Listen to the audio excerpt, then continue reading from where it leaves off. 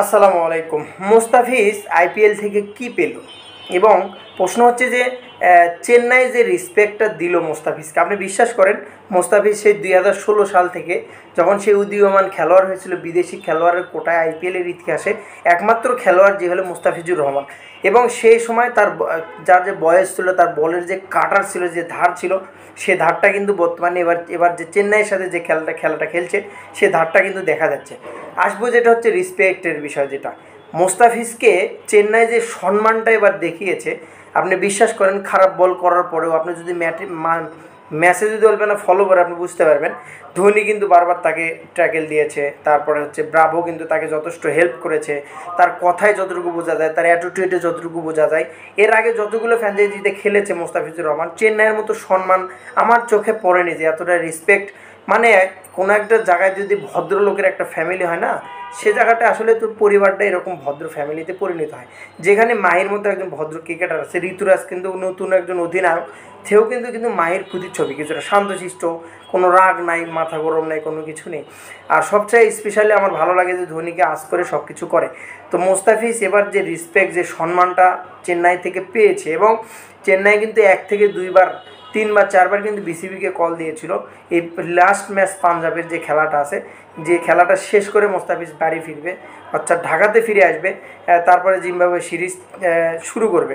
এই ম্যাচটার জন্য চেন্নাই কিন্তু অনেক রিকোয়েস্ট করেছে, এবং এরকমও শোনা যাচ্ছে যে জিম্বাবুয়ের সাথে 2টা ম্যাচ হওয়ার পরে যদি চেন্নাইয়ের পরবর্তীতে ফাইনাল পর্যন্ত পৌঁছায়, সেক্ষেত্রে যদি মুস্তাফিজকে দরকার হয় তারা কল দেবে। মানে এতটা রেসপেক্ট এবং প্রতিটা মুহূর্তে হেল্প করা, সহযোগিতা করা, কোচিং স্টাফ থেকে শুরু করে আপনার যতগুলো ছেলেপেলে আছে কোচিংয়ের, এবং চেন্নাইয়ের বিশেষ করে যা লাস্টের 4 ওভার বা ডেথ ওভারে যেটা মুস্তাফিজকে যথেষ্ট পরিমাণ হেল্প করেছে মহেন্দ্র সিং ধোনি।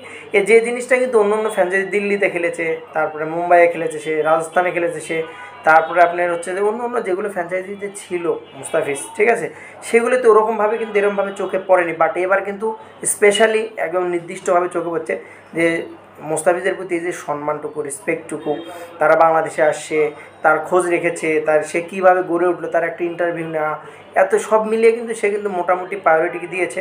তার প্রতিফলন হিসেবে আপনি কিন্তু এবার কিন্তু 2টা ম্যাচ কম খেলার কারণে মুস্তাফিজ কিন্তু অলরেডি 14টা উইকেট নিয়েছে। তো সব মিলিয়ে যেটা বলবো সেটা হচ্ছে শেষ ম্যাচটা মুস্তাফিজ ভালো কিছু করুক, পার্পেল কাপটা নিজের করে নিয়ে দেশে ফিরুক, বুকটা উঁচু করে নিয়ে বাংলাদেশের সম্মানটা আরও সুন্দর উজ্জ্বল করুক।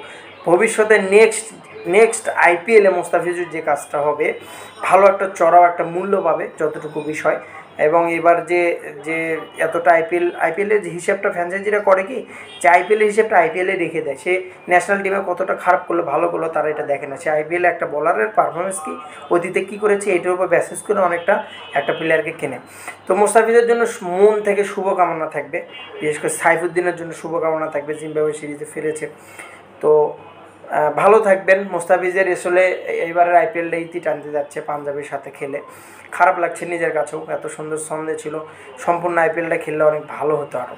তো বেস্ট অফ লাক মুস্তাফিজ, ভালো থাকবেন, আরও ভালো পারফরমেন্স আমাদের উপহার দিন, বিশ্বকাপে ভালো থাকুন, বিশ্বকাপে ভালো বোলিং করে আপনার কাটারগুলোতে যেন ব্যাটসম্যানেরা পরাস্ত হয়। ভালো থাকবেন, সালাম।